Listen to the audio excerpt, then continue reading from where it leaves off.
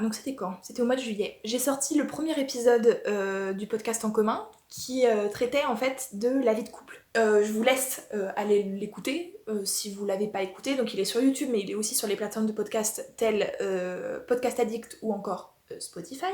Je crois que j'ai jamais trop abordé directement, en tout cas en face cam, ce que je pensais en fait de la vie de couple. J'ai lu l'article de Slate, je vous le mets en barre d'infos, donc qui est peut-on être féministe et hétérosexuel, genre est-ce que c'est possible en fait de combiner vie de couple et féminisme. Et cet article d'ailleurs, on cite ce livre-là, mais c'est le livre Libéré de Titou Lecoq, que j'ai lu d'ailleurs il y a à peu près un an. Je vous mets aussi pareil en barre d'infos ma revue que j'ai faite sur mon Insta l'Antitech. Et du coup, moi, je voulais revenir un peu là-dessus. Alors, je suis à 100% d'accord avec ce qui est dit dans l'article. Voilà. Tout me parle. Concrètement, tout me parle. Et si c'est pas de mon expérience personnelle, c'est de l'expérience personnelle de mes proches. Et j'avais envie quand même de m'exprimer un petit peu là-dessus. Donc déjà de partager en fait mon expérience et potentiellement du coup donner des pistes en fait de réflexion. Pour moi, il y a un ajout en fait sur la charge mentale. C'est-à-dire que tout ce qui est écologie ou même militantisme, donc par exemple la question d'être féministe à la maison, ça ajoute d'énormes poids en termes de charge mentale. Voilà. Pour le militant, je pense que c'est plus émotionnel parce que je pense que ça ne nous oblige pas à faire des trucs, mais par contre émotionnellement on le vit plus mal. Voilà, bon ça veut pas dire qu'on doit pas s'informer et qu'on ne doit absolument pas être féministe, mais c'est juste une réalité, c'est-à-dire que oui, à partir du moment où on voit l'inégalité dans la répartition des tâches, c'est compliqué de prendre de la distance et de se dire bon ok j'accepte, voilà. Mais là où ça me semble aussi intéressant, c'est de parler de l'écologie à la maison notamment, avec le zéro déchet, le compost, les je sais pas, les protections périodiques jetables, bon, bref, il y a plein d'exemples au niveau de l'écologie, et ça rajoute énormément au niveau de la charge mentale. Et c'est souvent porté à faire des trucs maison.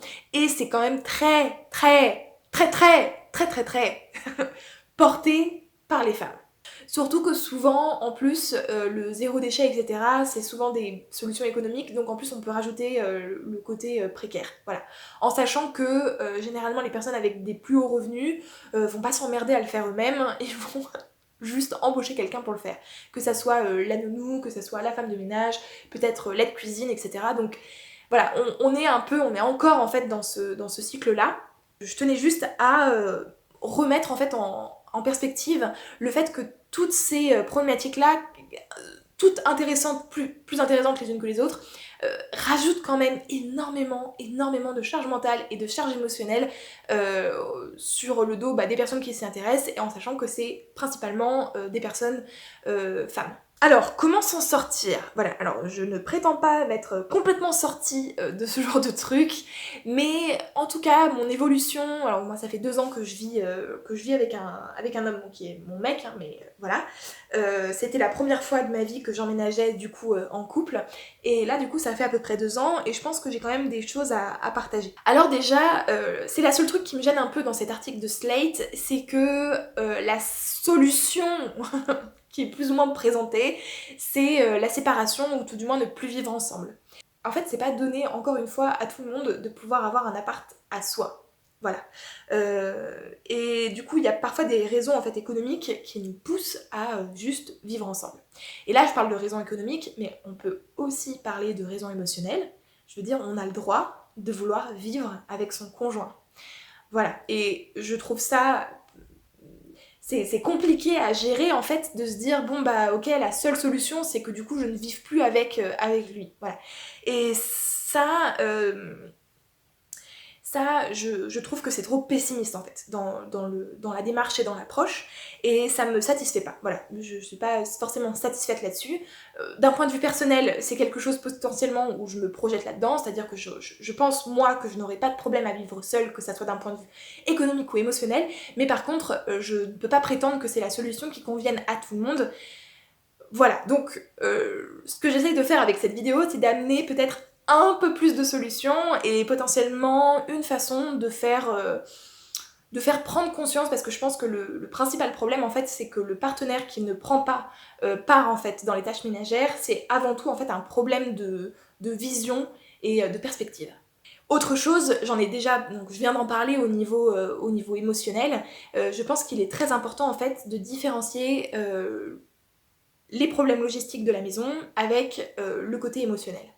Voilà, c'est pas toujours évident, évidemment que de vivre en fait pendant des années avec quelqu'un qui en fait ne fout rien et qui peut-être même peut être de temps en temps même macho, soit dans sa façon de parler, soit même dans sa façon d'agir.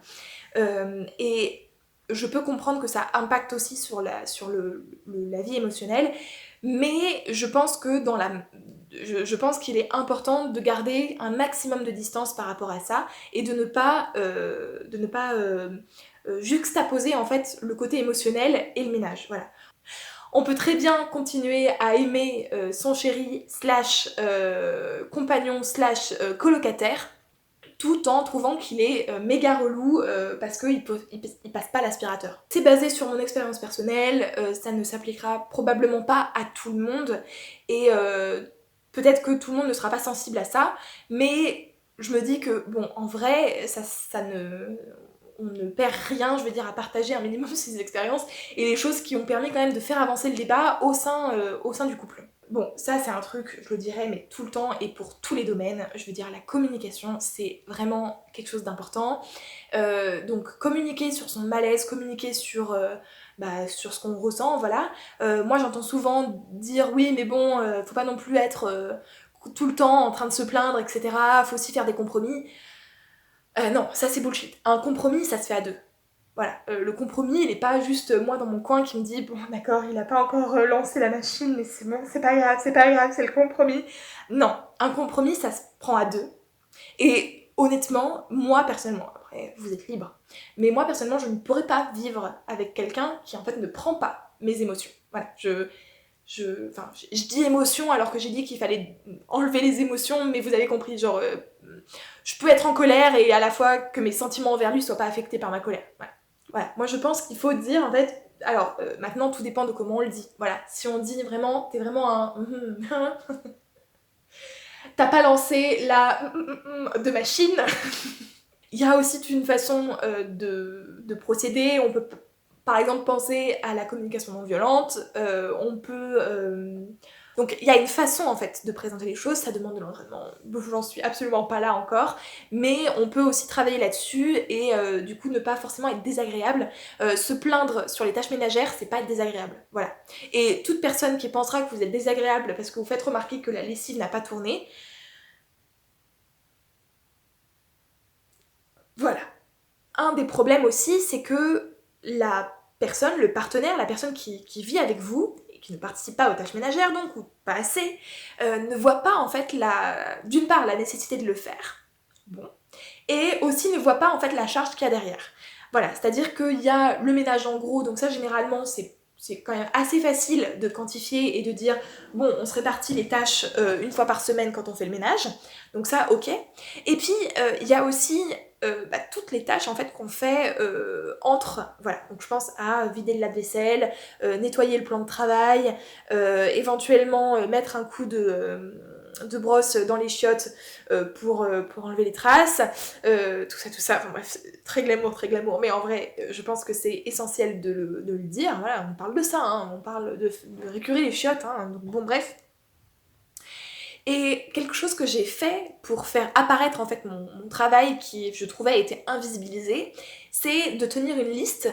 Il n'y a pas besoin que ça soit très long, hein. En fait c'est très vite clair. Vous mettez une liste sur le frigo avec une colonne moi, une colonne toi, et vous mettez les tâches et les minutes passées à le faire. Voilà. Et alors, ça a été d'une efficacité incroyable. En 3 jours, j'avais déjà fait le triple de temps que lui. Et vous voyez, c'était écrit. Donc c'était... Ah ouais, d'accord. Oui, bon, d'accord. En fait, il a même à un moment arrêté d'écrire pour lui. Parce qu'il disait, mais enfin, c'est ridicule, quoi. C'est ridicule. Genre, j'ai... j'ai mis 2 assiettes dans le lave-vaisselle.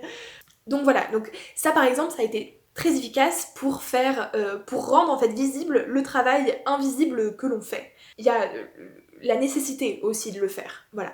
Et ça c'est quelque chose que, même encore maintenant, alors ça va de mieux en mieux, mais il y a des choses en fait que moi je trouverais nécessaire de faire et que lui pas forcément, voilà. Donc par exemple quand l'appartement devient un peu sale, c'est-à-dire que je vois des cheveux par terre, je vois des pierres de litière de chat, les poils de chat dans la salle de bain, etc. Je me dis bon là c'est cracra, il faudrait vraiment passer l'aspirateur. Parfois j'ai le sentiment qu'il faut que je négocie en fait qu'on fasse le ménage là, alors qu'en fait non, c'est clair que il faut qu'on le fasse quoi.